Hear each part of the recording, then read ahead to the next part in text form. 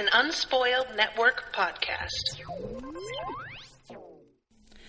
This is Spoil Me, covering Veronica Mars, Season 1, Episode 5, You Think You Know Somebody.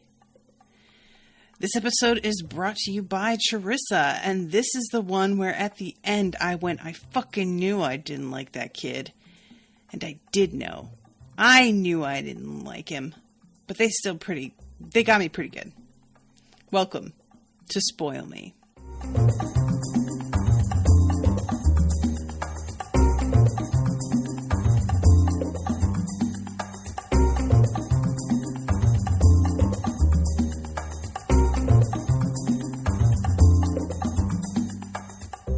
All right, everybody, welcome. We've got it's Carissa. I'm sorry, I said Charissa because she was commenting as I was doing the announcement. I did not see. But Carissa brought you this episode. So sorry about that, but thank you for the correction. This episode, y'all, this is one of those ones where you're like, oh, okay, I see, show. You didn't come here to play. I get it. I really enjoyed this. I enjoyed every single storyline in this episode, which really is a tough thing to pull off when you've got a lot of interweaving things. There's often going to be something that falls flat or feels off and not really related necessarily. And the show is really good at maintaining my interest in several storylines at once. So good on you, show. We start off this episode in Tijuana with Troy and Logan and what is their friend's name? I'm checking it. Luke, right? And let me just say right out of the gate here how much I despise Luke, and I wish that he got his legs broken, because apparently Luke does not understand consequences for things. I'm not sure selling a Barry Bonds baseball is really the kind of consequence that he needs to learn that lesson. Here's hoping that it hurt enough for it to be something that he actually internalizes and remembers. But the fact that he comes to Veronica begging her for help, and then everything she suggests to him to fix the situation, he whines and argues about. I wanted to murder him, and I was so glad that she finally just snaps and is just figure it out. And at one point says, woe is you. She is so over it, as am I, I am sure all of you, as are, I am sure, all of you. This thing starts off with them in Tijuana, and they are obviously all coming out of some sketchy place. And we find out later that it's a strip club, that they were probably engaged in some prostitution, or hiring some engaged in makes it sound like they were prostituting themselves. That is not the case. It seems like they were hooking up with some prostitutes, probably, because there was the strip club, yes, but they also talk about sealing the deal in the VIP section. And it's hard to know whether or not that's for real or whether or not that's just a couple of dudes bragging to each other and completely being full of shit. I wouldn't be surprised at either one, honestly, because my instinct is to go with completely full of shit, because that is my experience with teenage boys. But this is obviously a different class of kid than I went to school with and that I've met. So they would be willing to do more and would be used to getting more. And they're just different, their experience with the world. So I have a feeling that they might be dead serious, actually. Showing off, yes, but also serious. And this kid, Luke, is meeting up with them outside after making them wait, obviously, for a while. And he's got this piñata that he claims is a souvenir, which I found to be a little bit ridiculous because of nobody goes... This trip to Tijuana is obviously while it was a lot of fun and it doesn't seem like it's something that's so wildly unusual that they would want souvenirs for. But my antenna didn't really go up on that because we've never met Luke, I don't think. If he's been around, he's been in the background. So I wasn't really sure what kind of like a goof Luke was and if he is somebody that would want a souvenir or what, you know? So I didn't really pay too much attention to that, to be honest.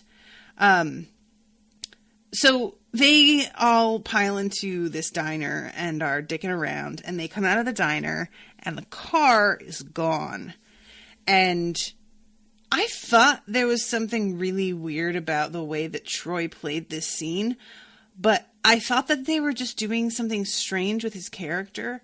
It wasn't until Veronica later is like, how can you be so laid back about all this? That I started to be like, okay, so this is in the script. This isn't just them making a strange choice directing this kid, because he does seem laid back. There's no, oh my God, where's the car? Wait, did we park here? Do you guys remember? Like, there's no panic. There's no shock. It's, please tell me that my car is here. Can you all see it? Please tell me before that the heart attack I'm having. And he does not seem to be having a heart attack at all. So I was definitely thinking, like, is this kid just a bad actor? Like, and it turns out, yes, on purpose. He was directed to act that moment badly. So it's just fun. Like, this in particular was a good episode to get to rewatch and recontextualize everything that's happening here, you know? So Veronica comes and picks them up from this diner on the border, and she's using her mad skills to try and track down this car online. And there is, like, this, what's the word I'm looking for? One of those, like, trackers for security on the car, but you have to report it stolen before you can activate it. Which, I guess that's probably a thing. Like, I'm not familiar enough about, like, with this, but it did seem like kind of a weird loophole that the show added in order to keep her from being able to find it too fast. There is a pretty sweet scene, though, where she's looking all of this stuff up, and Wallace is, like, calls her Velma, and she's like, first of all, I'm Daphne, and second of all, and he's in the middle of, like, being like, well, what can you find out on the computer anyway? And she's like, that your license was suspended, and also that you still have a subscription to Mad Magazine, which I love, and I want to know how you find that kind of information out. Like, really, we don't get to see on the screen what she's looking up and what? And I have no doubt that's possible, but you know how, like, internet magic and computers work on television. Like, was that possible then? Because I have no doubt that it is now. And this leads to, like, a cute conversation between her and her dad, because his birthday is coming up, and she's, you know, brainstorming ridiculous birthday surprises, like going rock climbing and skydiving and everything. And I have to say, and I'm going to just talk about their relationship and, like, that aspect of this episode as a whole right now. So I really love the two of them together. I really like that her father is so considerate isn't even the word. Like, he's just tuned in to what she's feeling. And while, you know, he's a human being and he misjudges things and he's not always, like, gonna put her first above which I don't honestly think is the smartest idea anyway. I don't think kids should always come first before parents. That's just a good way to have parents resenting their kids, right? I do like the fact that he's not, like, stopping and being like, well, what does she want? What she wants is what is best for both of them. Like, it's not him doing something. It is selfless. I feel like I'm getting ahead of myself here. But there's just something about the way that they handle this conflict between them and the guidance counselor that feels just so mature. And I appreciate her kind of coming out and saying some shit to him. So, in summary, what winds up happening here is that she is at home when the counselor calls the house and leaves a message for him. And she had intended to call his cell phone because they're obviously trying to keep this a little bit on the DL for right now. But she calls the house and starts leaving a message before she realizes her mistake. And Veronica dials back the number, and it's picked up by the guidance counselor's office. So she realizes immediately what's going on here. She confronts her dad about it right away, which I was pleasantly surprised by, because I thought there might be a little bit more skullduggery happening. I thought maybe she'd like do something sort of underhanded and sketchy to turn her dad off to this woman. But And she does do that later, don't get me wrong. But initially she tries to address it like an adult and just go straight for so, I hear you're seeing each other. And he doesn't lie to her, which I also appreciated. He's immediately like, A, yes I am. B, I'm sorry that you didn't hear it from me first. And C, are you okay with this? Because if you're not, that's okay. And Veronica tries to be somebody that she is not quite yet. She tries to be the rational girl who is thinking of her father and is being very detached and reasonable about the whole situation. And I admire that she tries that, because it really shows the maturity that she's aspiring to. Like, she has good sense, but you can't, and this is something that it's only been in the last 5 years that I've really understood how much emotions just do not go away, no matter how convincing your arguments that they shouldn't exist are. It doesn't matter if you know that you shouldn't be mad. It doesn't matter if you know that you shouldn't feel upset or have, some resentment or whatever. If it's there, it's there. And you either cope with it, and by coping with it, I mean acknowledge it and deal with where that's coming from, or you ignore it and it begins to bubble up in weird, unexpected ways that even you may not realize where it's coming from, and then can lead to an explosion, which is kind of what happens.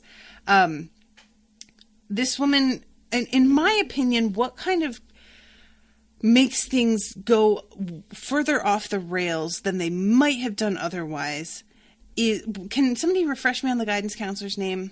Again, I'm forgetting. But she tries a little too hard to become part of the family right away. Miss James, thank you, Agnes. Rebecca says Nancy. Okay, I'm going to go with Miss James, because I want some distance from her right now. Maybe later, if things wind up coming back and working out, she'll be Rebecca. But right now, she's Miss James to me.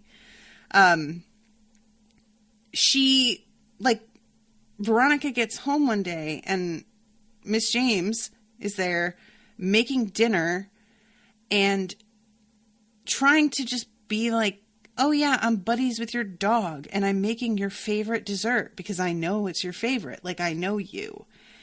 And it really... I totally understand where this woman is coming from. I get what she's trying to do.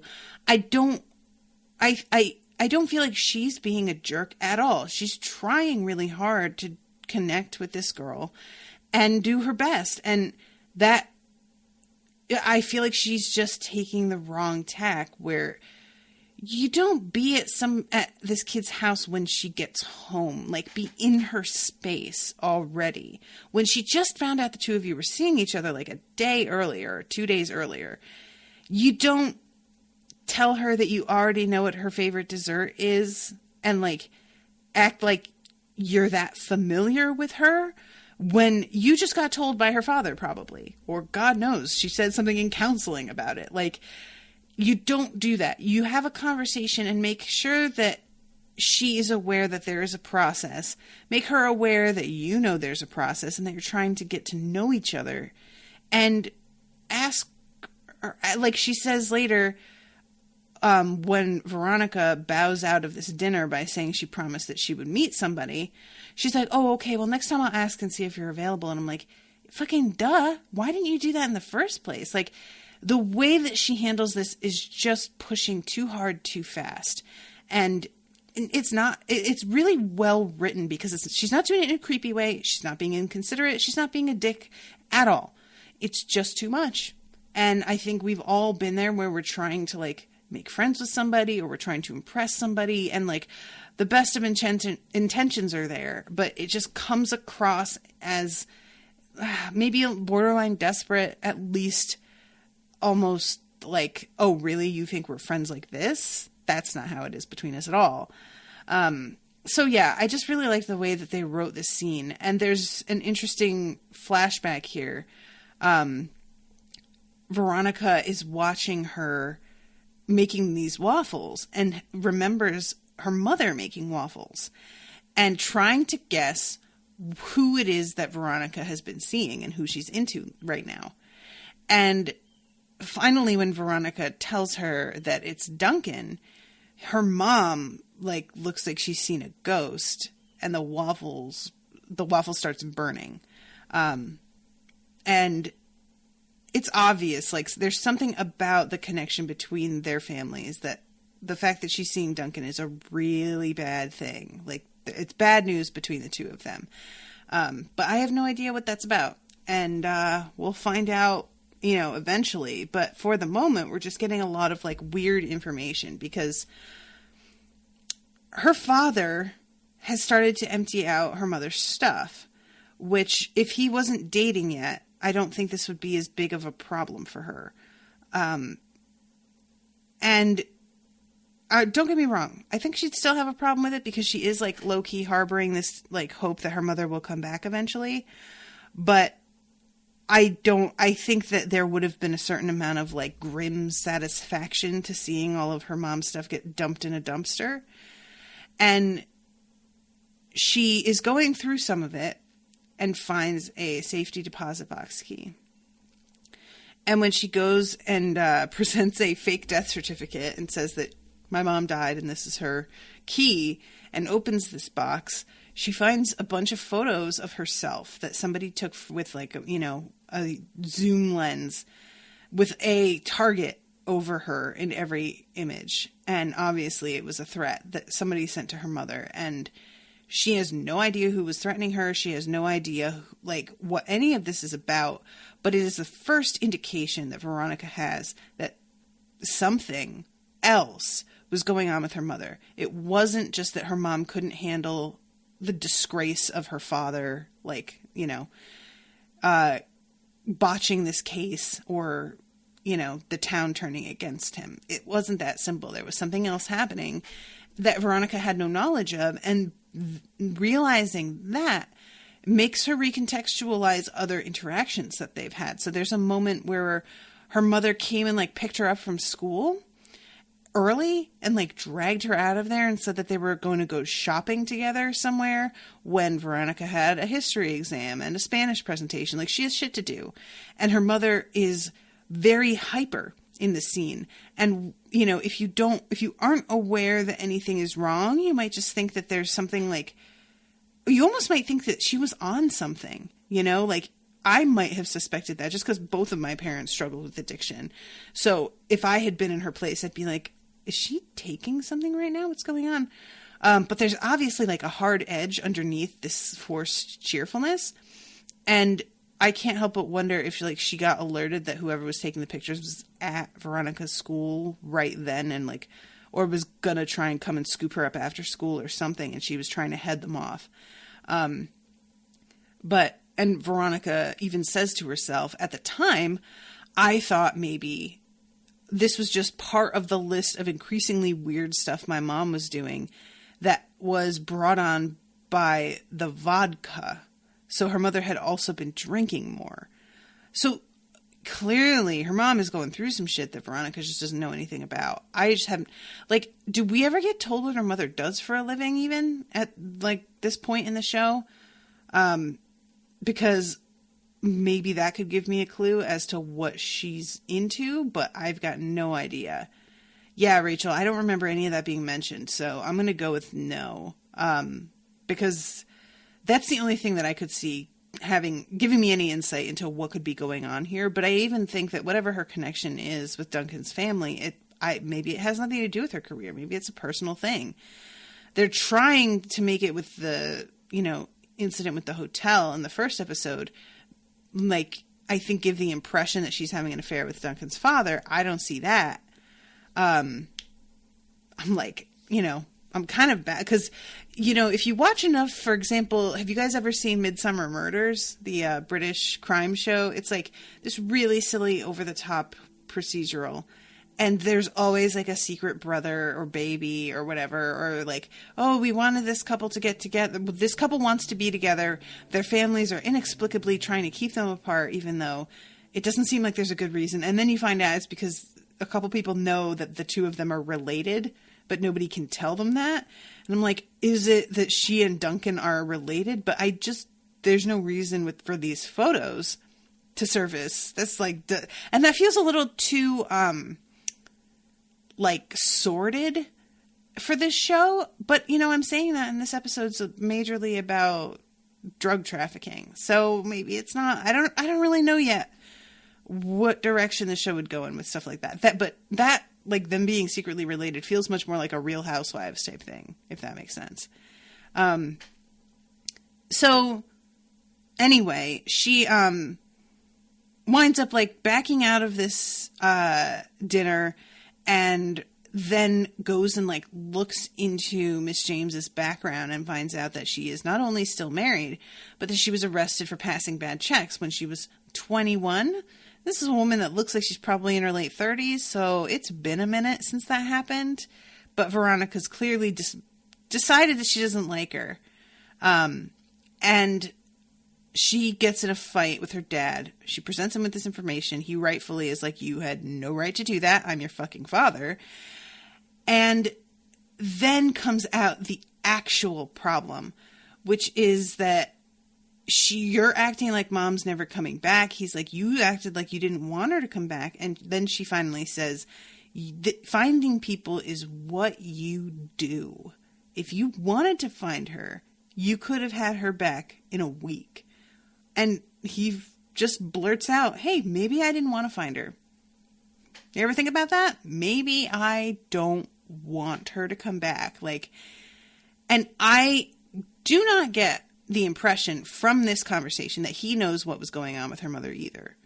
I think likely he believes the same thing that Veronica has believed this whole time, or at least believes the version that the audience is at right now, which is that he was having an affair with Duncan's dad, but not necessarily like anything else about this.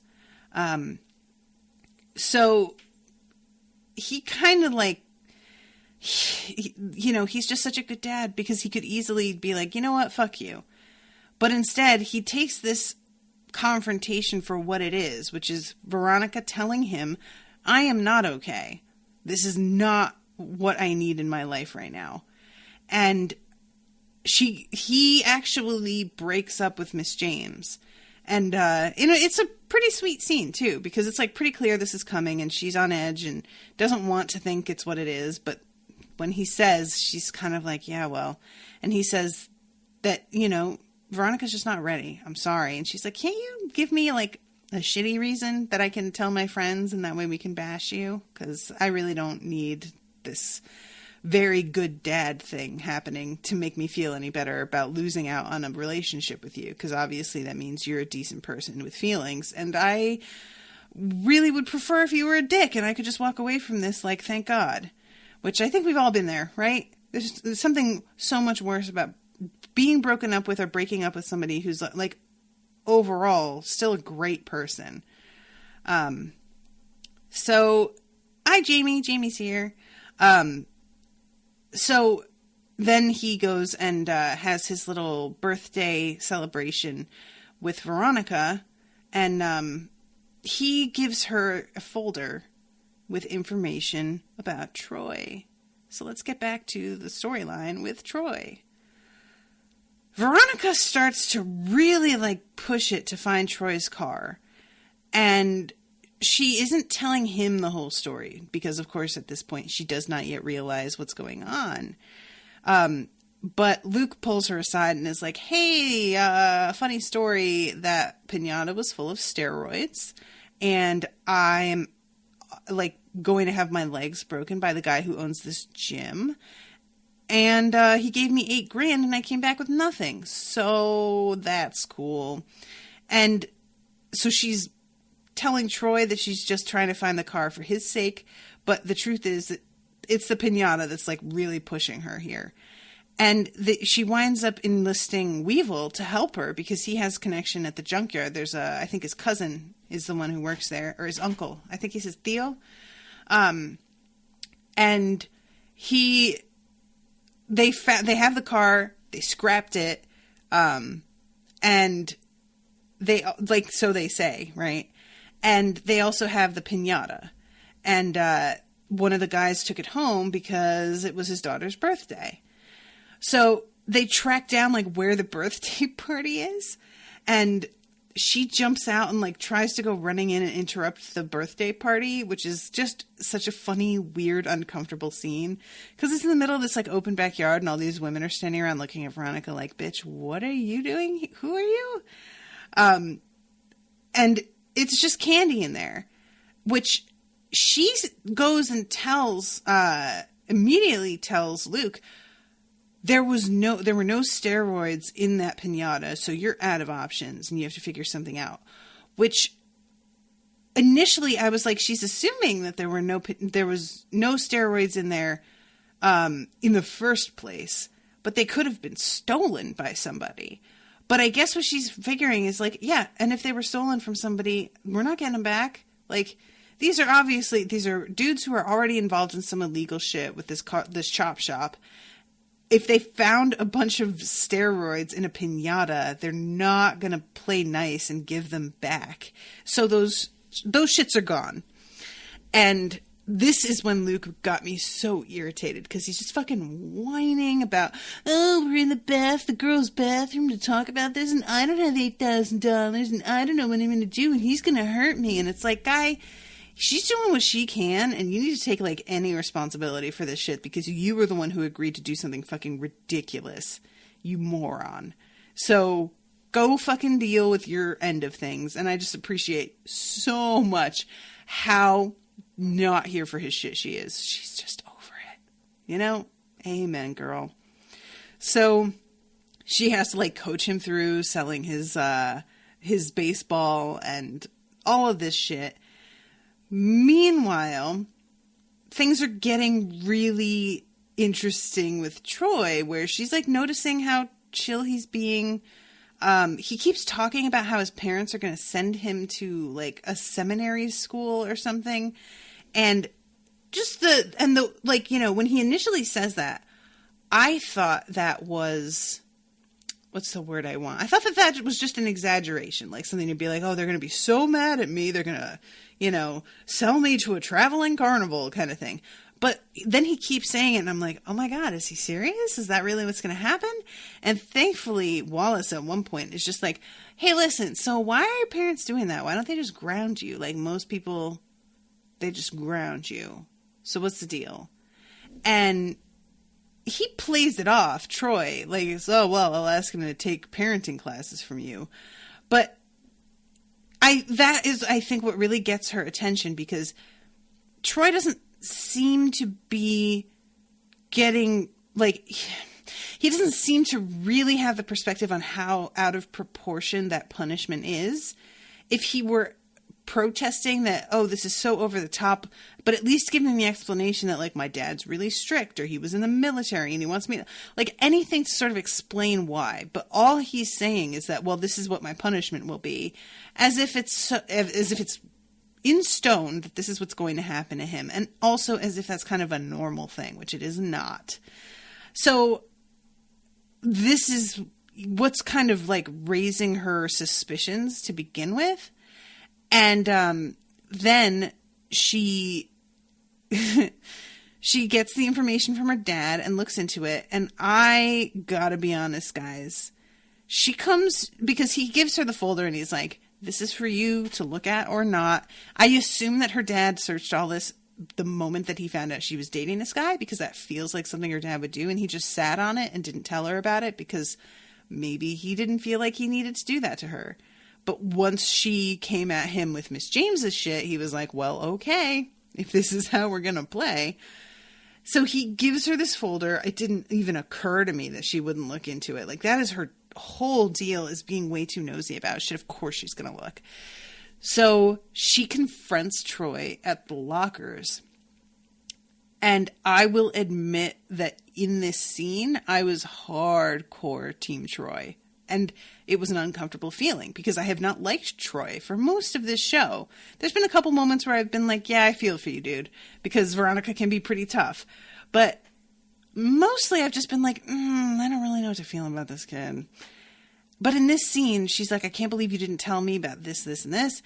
And it's all like being arrested for holding and drug trafficking, which trafficking is different than just like possession with intent to sell. Like trafficking is you were caught doing some shit. It's not about intent. It's not about having like an amount that counts as being, that's serious.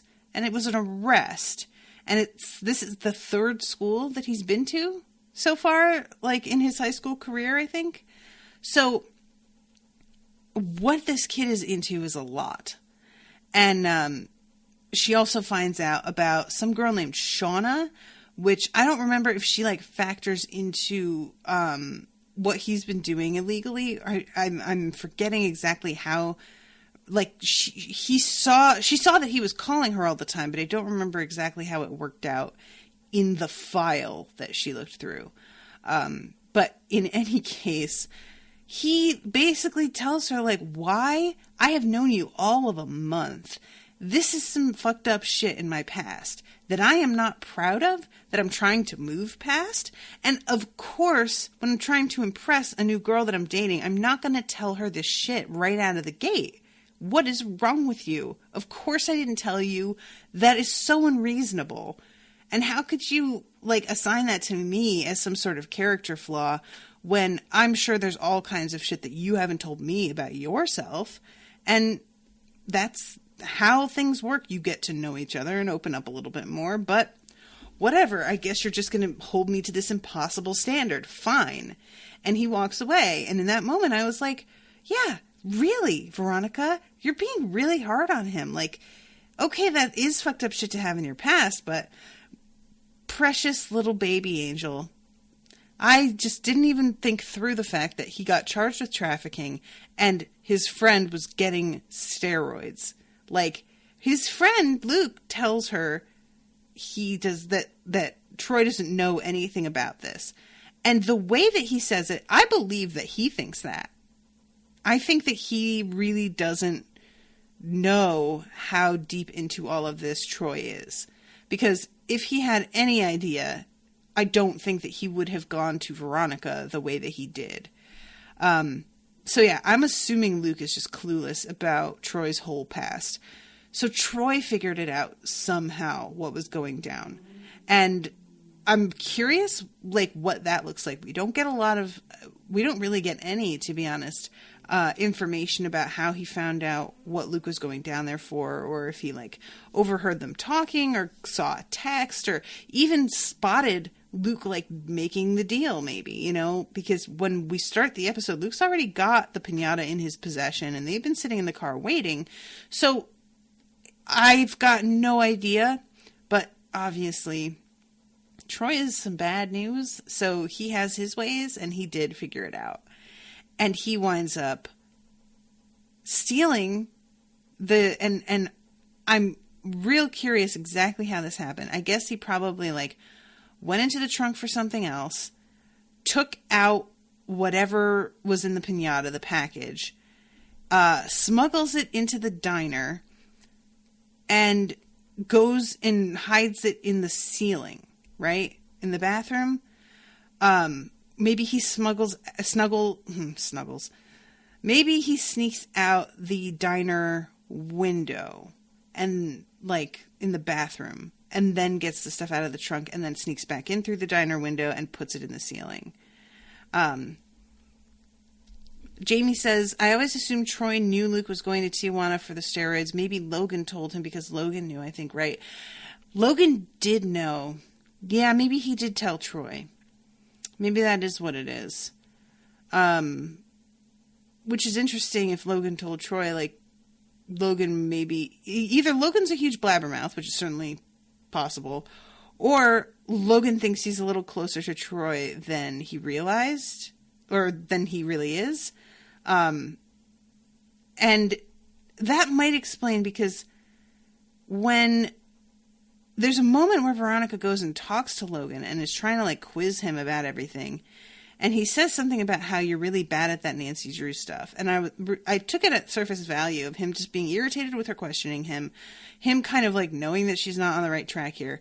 But I really want to know if Logan was totally aware of what Troy had pulled and just enjoyed watching Veronica spin her wheels a little bit, because I would not put that past him. He doesn't like her. You know, they had that brief moment last episode where they sort of were on the same side for a moment with the Lily's memorial and the video. But that was, you know, just a moment. And now they're back to being who they are to each other. And so antagonistic, and him like sitting back and watching her get upset, I could see him kind of enjoying that. I don't need him to have done that. I'm not like married to that idea, but I could see that being like satisfying for him. So let's see. And Troy, being a piece of shit, saw a way to leave Neptune and get back to his girl. I don't think Logan knew what Troy was up to. Okay. I think he just probably mentioned Luke's plan to Troy because why not? Logan knew Troy before he came to their school, I believe, says Hugabug. Hello, Hugabug. I don't know. Did we ever hear that?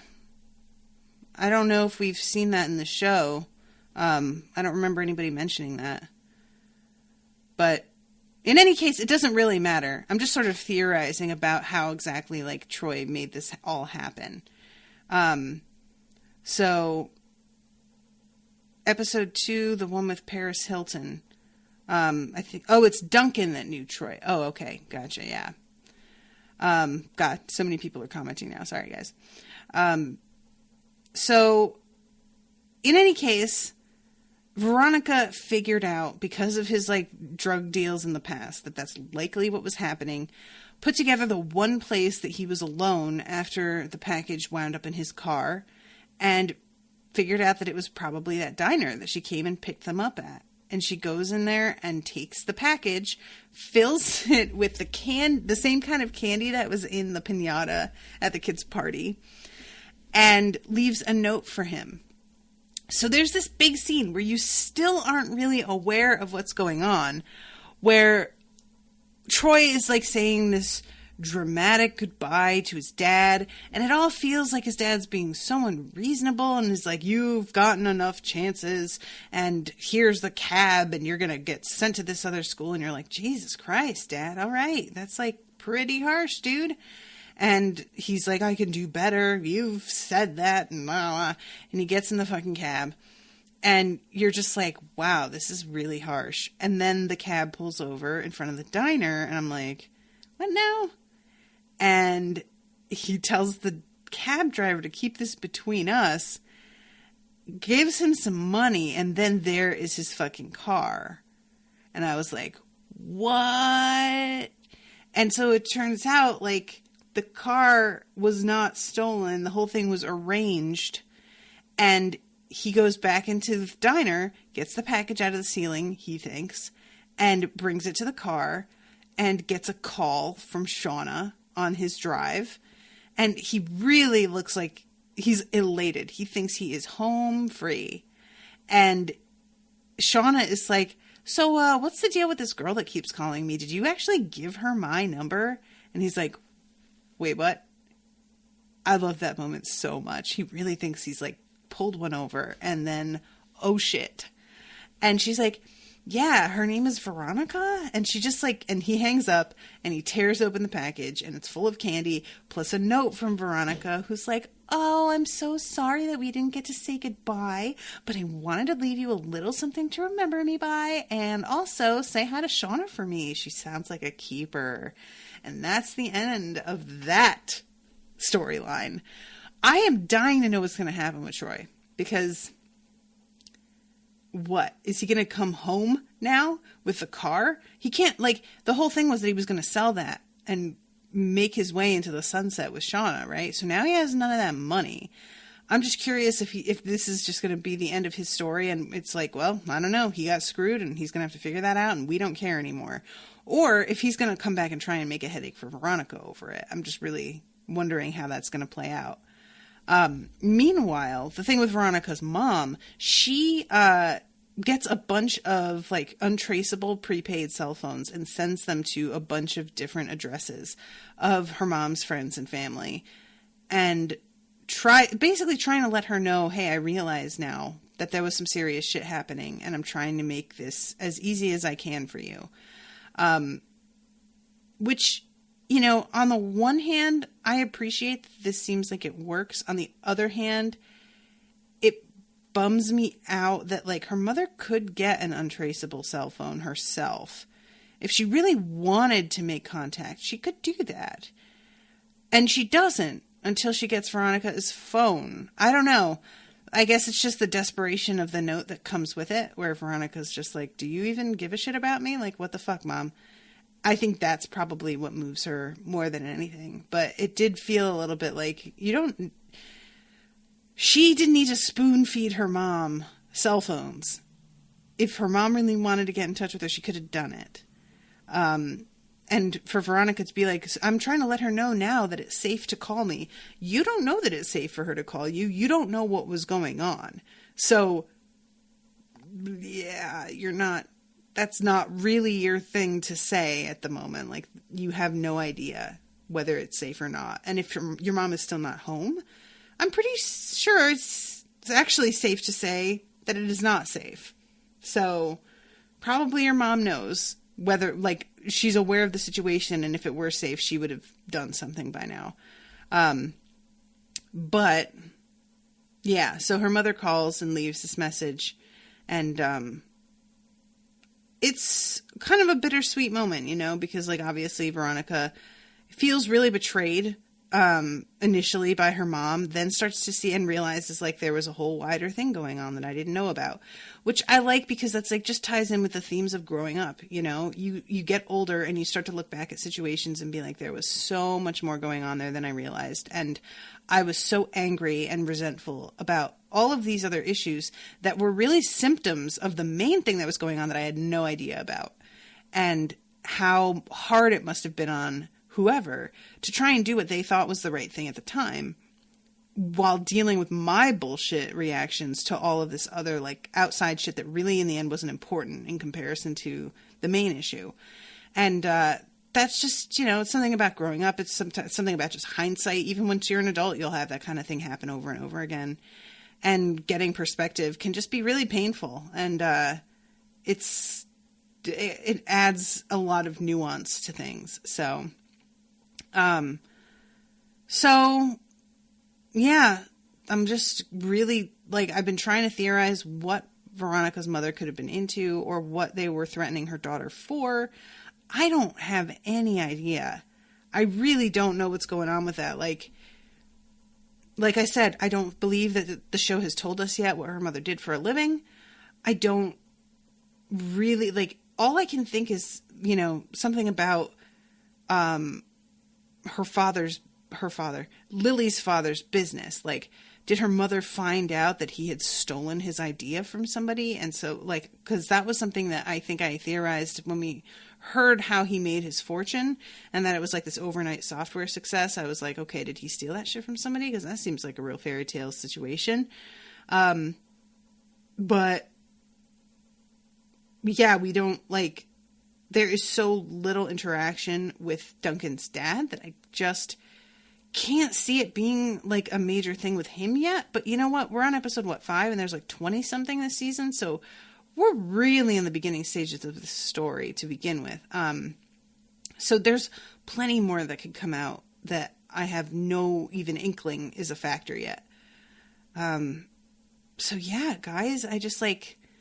This was a really good episode, though. It really caught me off guard. I'm curious as hell what they're going to do with Troy, if anything, and, you know, what Veronica's going to do now, because it was hard for her to allow herself to get involved with Troy, and then it turns out that he is a complete bullshit artist, and that is harsh. And did she tell the cops? Like, I don't think she did, because she doesn't mention that to Troy, and she just went and flushed it all down the toilet, she said. So I guess that she's not gonna try and, like, I guess just taking the money and the product from him, she feels, is enough, rather than, like, sicking the police on him, because if she were gonna try and get the police on him, she wouldn't flush the evidence, right? But yeah, I just feel bad because Veronica just has a hard time trusting people anyway. And now this has just like pushed that to the nth degree. And that just seems really rude. But anyway, so yeah. Do you guys have any questions before I wrap this one up? I feel like this was actually a slightly shorter episode than some of them are, but the story was really tight and there wasn't as much for me to talk about here. I do really love the scene at the end with her and her father where he's like, she says you should have what you want on your birthday because she feels bad that he dumped Miss James. And he's like, what I want is to have a piece of cake with my daughter. And that's all I want. And I was like, no, Dad. Weekly check-in. Who killed Lily? I'm still going with, I'm gonna go with Duncan's dad. Lily's dad. I just don't like the guy. And frankly, men are trash, so. Who do you think Keith Mars is? Do you think Keith Mars is the best dad? The answer is yes. Yeah, I mean, I think he's certainly like the best dad that I've seen on TV in a while. I mean, there's so much dysfunctional family stuff on television that seeing a family that is doing its best is really rare. So I would have to say, yeah, like I can't think of another better father-daughter relationship unless you count like Dolores and Abernathy on fucking Westworld, which they are not real people. Spoiler alert. So, which relationships do you want to see more of? Honestly, I want to see more of her and Logan because I'm dying to know what the deal is with Logan and how, like, I don't like the guy, but I also can't get a sense of him.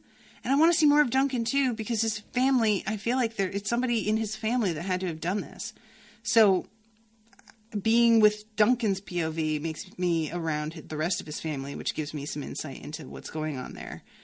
Were you happy to have Weevil involved again? Yeah, Weevil's a good character. Like, I'm always happy to see him pop up. So yeah, I did actually.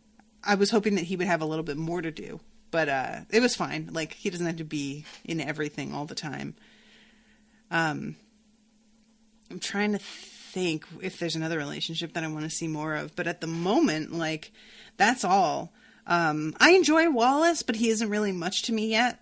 So he seems like fun, but I don't like get excited when he's on the screen the way that I think they want me to get. So we'll see if that develops more. Probably will. I'm biting my nails. I shouldn't do that on mic. Sorry, guys. Anything else?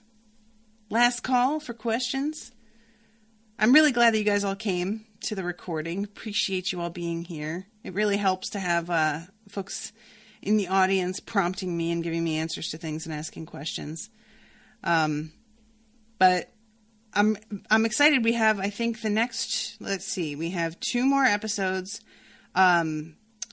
Tuesday the 18th, Tuesday the 25th, at 4 p.m. and at 3:30 p.m.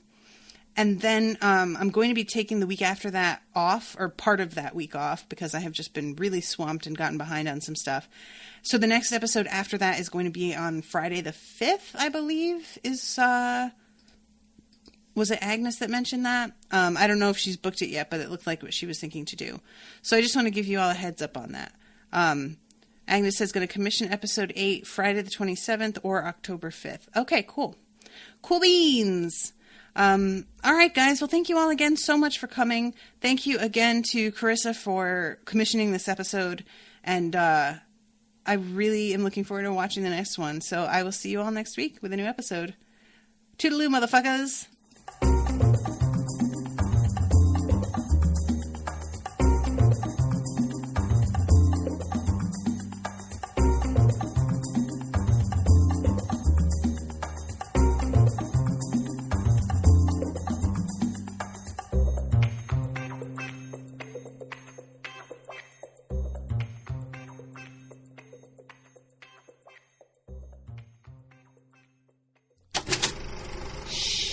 That was an Unspoiled Network podcast.